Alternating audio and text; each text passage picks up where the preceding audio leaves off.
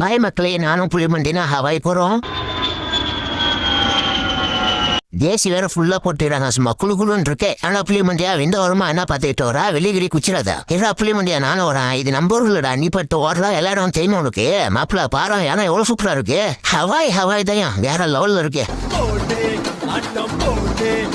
நான் புளிமண்டியா ட்ரெஸ் எப்படி இருக்கு, சும்மா ஜிகின்னு மின்னுதா. பீச்சில் உட்காந்து ஜூஸ் குடிக்கிறதே சொல்லந்தாம்பா.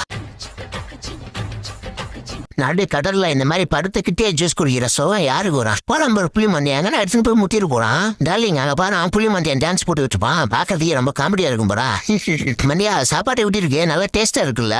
நீங்க ட்ரிப்பு சூப்பரா போச்சு இல்ல, சீக்கிரம் போய் தூங்குவோம்.